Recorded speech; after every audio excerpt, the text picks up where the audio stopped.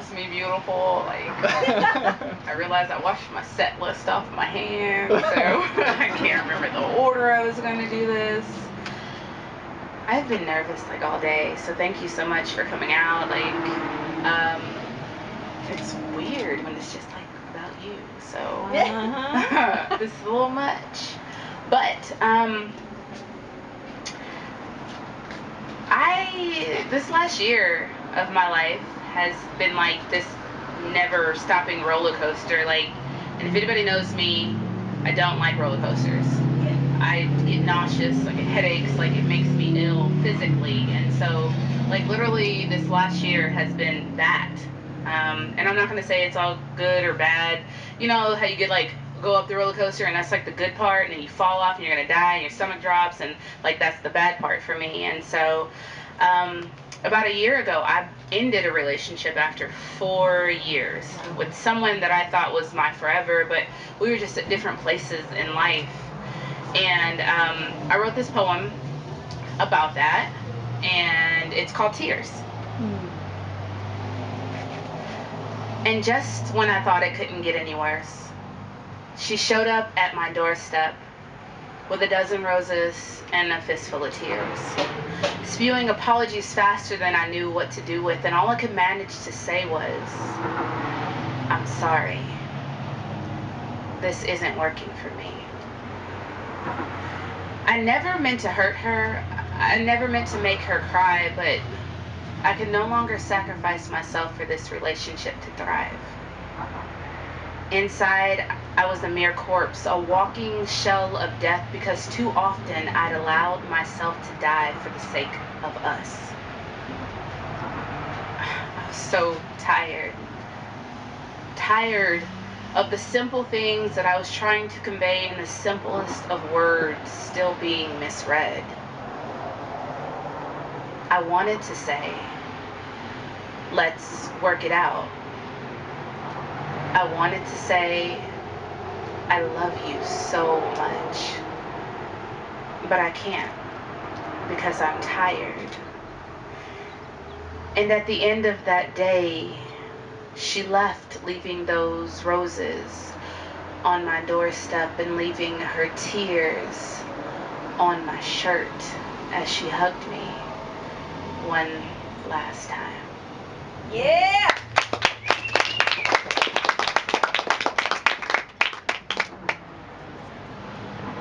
Right. So, like, I want, people probably didn't notice, because, you know, you got to keep a smile on your face. People ask too many questions. But I literally, like, hold myself in my bedroom. I moved my big living room TV into the bedroom, the soundbar, the PlayStation. Like, I would go home from work, I'd eat in my bed. I did everything in bed. Who cooked dinner? I would cook dinner, bring dinner to the bedroom, plates on the nightstand. My bedroom was my space. I remember my friend came in town from Atlanta to visit, and they were just stopping through, but we had to entertain in my room because I had nothing in my living room. I was sad, and I don't think people realize that even when you end a relationship, you're still losing something. There's still part of you that needs to be consoled and understood, that just because you ended things doesn't mean you're okay. And I don't think anybody really asked me if I was ever okay. I would watch movies like on rotation. So 500 Days of Summer, absolutely, because I felt like that was my life. Big Hero 6, come on, Hiro Hamada was the dude. And Waiting to Exhale, y'all. I can quote you some scenes out of that movie. That movie is my heart. Like, it is absolutely a favorite, and you don't realize that you watch it so much until your friends mention to you, like, "Hey, you need to find something different to watch." And that's what happened to me. My friends were like, "I think you need to stop watching that. Like, it's not gonna play anymore." And I'm like, "No, you don't know me. I'll order another one on Amazon."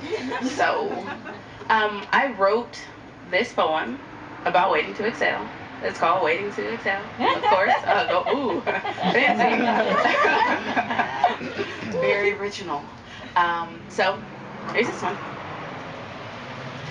My friends say that I watch Waiting to Exhale too much, and it's probably true because I find myself quoting scenes like, get yo, I mean, we gotta be kid friendly, get yo, and get out in the middle of Walmart. And although I've never cooked it, I'm dying to invite someone over for some leftover collard greens and cornbread, some candy yams, potato salad, and a few slices of ham. I'll come over. But the truth is, I'm no different than these women, believing the truth of those that love me, believing that they really do have beach houses in the middle of Idaho, believing the truths of a chicken-eating vegetarian, longing to be fulfilled by those carrying empty jars. Yeah. I mean, I think we all go through that phase of like dating horrible people, and you know that it's horrible, but you're like, it's cool because I'm gonna make it work, and then it's really horrible, and it never works out. So, I will say that I've come a long way. I came to a slam for the first time, and the second time I came, I performed, and I went to the finals, which surprised me because I came with like 2 poems ready, and then they were like, you made it to the 3rd round. And Sean, you know, we was both like, oh, you made it to the 3rd round, and we was like, oh, I ain't got nothing to read. So it was like so panicky because I didn't think I did that well. But the 4th time I went to a slam, I actually won a slam, and the slam I won it with was this poem. And it was a big poem for me to write at the time. I think I've grown a little bit. And so this is called Statistic. My life is a huge statistic. Child of divorced parents, then my stepdad married my mother. Blended families, 2nd youngest in one, oldest in the other. Statistic. At 19, while my peers studied for college exams, I was studying what to expect when becoming a mother. Statistic. Beautiful baby boy born to an unwed black female, making her a mother. Statistic. Me and his father tried to make it work, but that failed. Statistic. Searching my inner soul, which led me to discover I should have never taken a man as my lover. So here I am, a black, lesbian, single mother, doing the best I can to raise a brother. Because I'm a statistic raising a statistic, hoping that he won't be one of those statistics. Wow. Yeah. I think in my time with Out Loud, I've had no choice but to grow. And that's because inadvertently I took like babies under me. And it wasn't anything I anticipated, but you go to slams and you meet like the younger kids and you're like, oh my God, let me show you how great you are to me. Come to my house and eat my food, eat all the groceries. I don't need them. And that's what happened. And in that, my words started to grow, my feelings started to grow.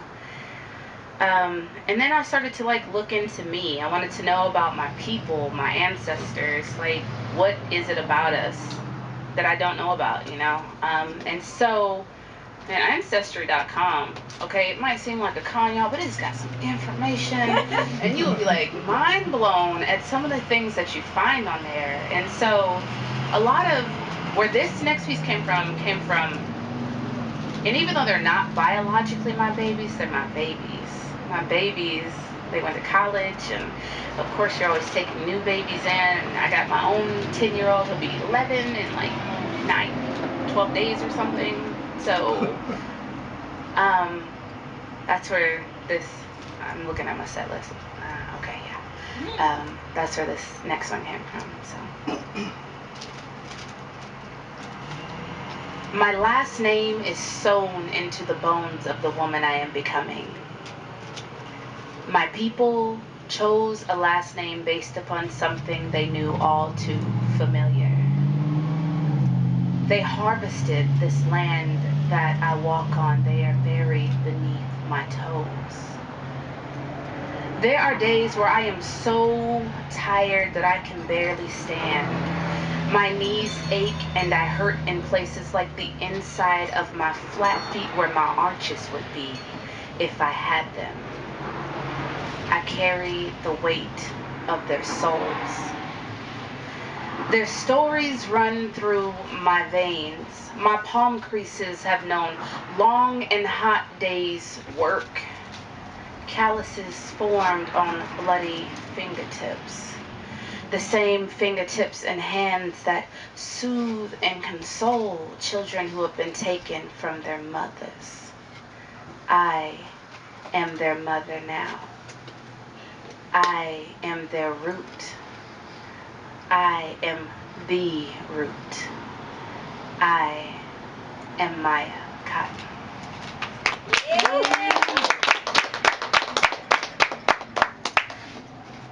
When you think about 30 minutes, you're like, oh, I can do this and this and this, and then you get up and you're like, wait, I think I've only used 10 of my 30.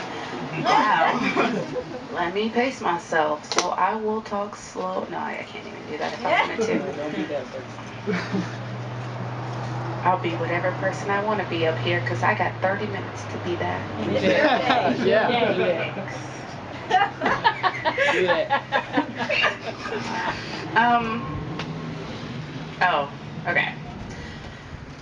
In this whole movie thing, I still watch Wait and Exhale. However, not as much. But if you go through my phone, you'll find pictures of scenes of where I'll be like, I send people, hell, I'm not worried. Things like that. I tried to watch Selma. I think it was like 7 minutes in. I've not moved past that mark. I've not watched it again. I can't get past it again. The four girls in the church. Y'all, if you ever it moved me so much that I was in tears for a long time afterwards. Because you hear about it, but it's different when someone puts it to picture and allows you to see these young children that were harmed out of hate. So this is about that. 4 pairs of shoes, 8 little feet, feet that will never pitter-patter this world again.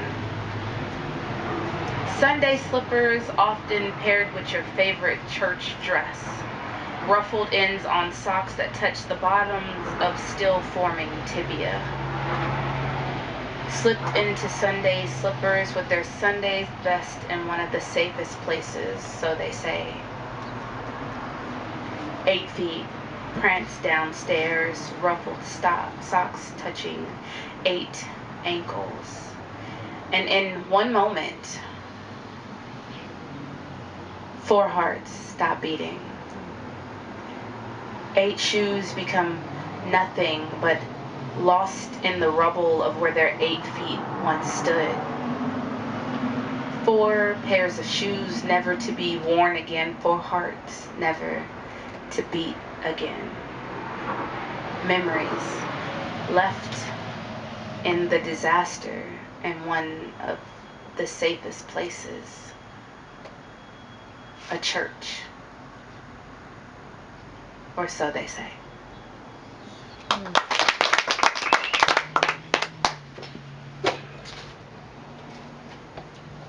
Yeah.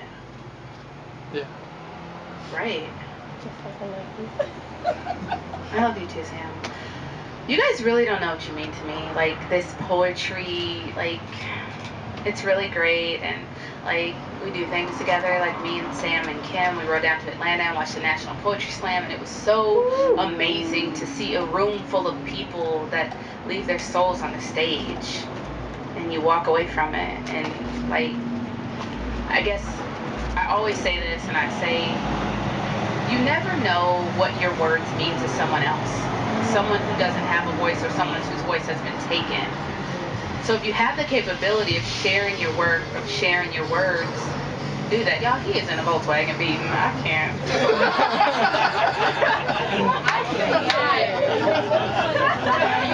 I want to know what kind of system is in that. I mean, it's not a Passat. Clearly, it's a family sedan. This is like the drunkest thing ever. Jeez. I was so worried about having fillers, but thank you, kind gentlemen. Great.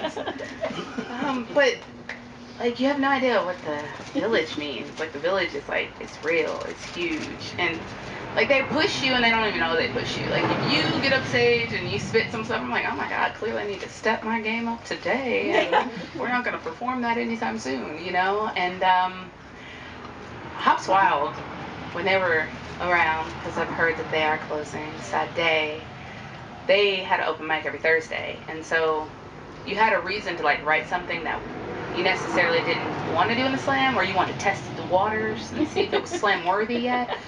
And so this is one I did because I was like, ooh, Thursday's open mic, let me go do something. So let me get my book just in case. Hold on. It's so funny to hear how Alexis has started to talk like her. Oh, that's my baby. It is so funny to hear that. Is that a compliment? Because okay, I thought that it could have been some shade. It's not messy like that. Not for real. Sips tea.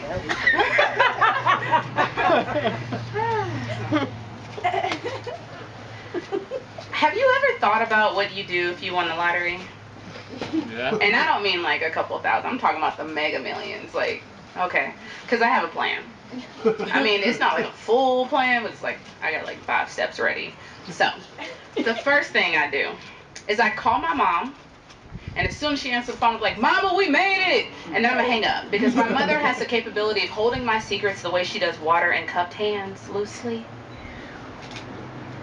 Second thing I'm gonna do, I will hire a financial advisor. I mean, everybody needs somebody to tell them how to spend their own dang money, right? And I feel like strategically it's smarter. I've watched how the lottery changed my life. I don't want to be that person. The third thing I do is I would take my son, my nieces, and my nephew, and we go back to where we came from and where it all began. And I'd show my son and my nephew the kings they were intended to be. And I'd tell my nieces and show them that black girl magic really does exist. No one can outdo the hoodoo that you do, regardless of what they say. Fourth thing, I'm gonna go to the bank, withdraw $1,000 in hundreds, go home, turn on some Snoop Dogg, drop it like it's hot, jump up and down in the bed, throw that money in the air, make money angels, like have the best time ever. I've seen them do it in movies. That looks so exhilarating. Like, why not try it? Last thing I'm gonna do is I'm going to go to the love of my life, and I'm gonna knock on the door, and when they answer, I'll say, come away with me. And we won't go far, and not to say that money solves all problems, but when not having money is one of the biggest ones, everything else seems so small. And we'll be fine because we'll be together and everything will be okay. That's my plan. Like, if I won the lottery, I guess I should start playing. Yeah. I just dropped that so epically, but I need it.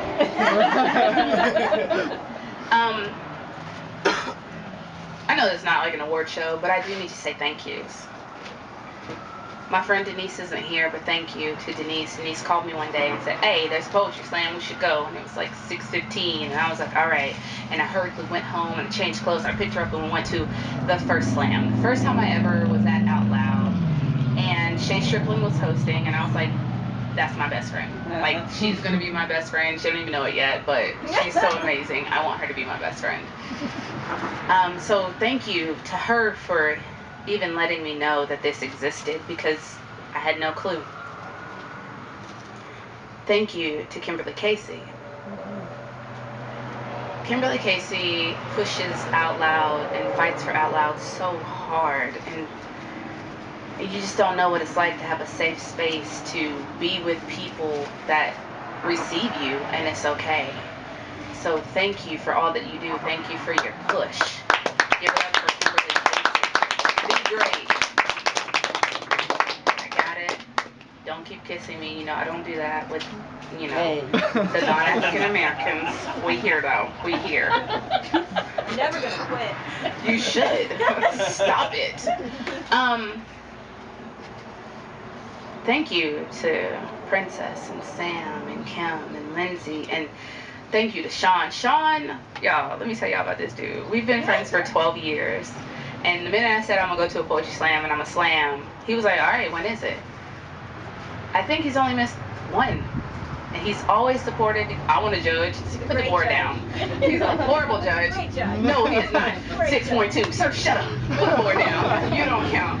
But really, he's always been super supportive and there. And thank you for that, because you don't know what it means, like, just to support your friends and to show up. Even if you don't know what it is, show up. Showing up sometimes says a lot more than your words ever could.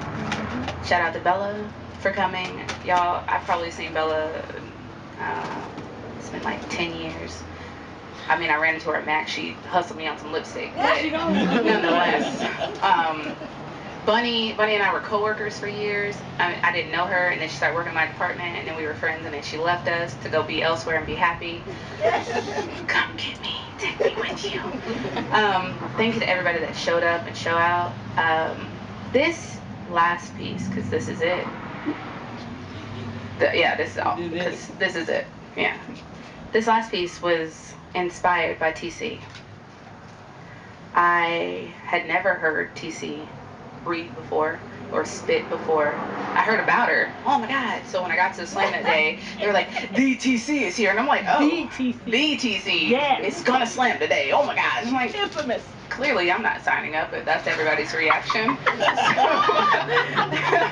that day I didn't slam. I watched and I received. And at the end of the slam, she said some words about how everybody in the community was so supportive, and that's why she came and that's why she needed us.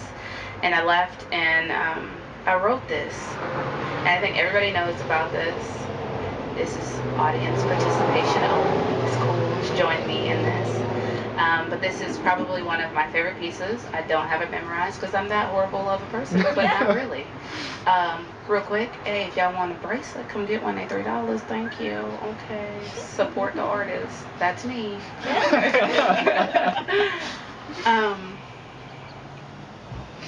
Sometimes, to get through this thing called life, it takes a village. To lift you up when you are down, to hold you up when you're too weak to stand, it takes a village. To fill you with laughter at times of sadness and despair, to guide your steps, to hold your hands when you're too scared to take the next one, it takes a village.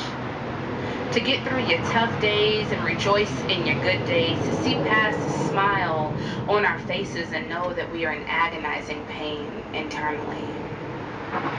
Sometimes the people in our lives that are given to us are not equipped with this job. So build your village and help build someone else's, because I believe that we can all agree that sometimes to get through this thing called life, it takes a village. Yay!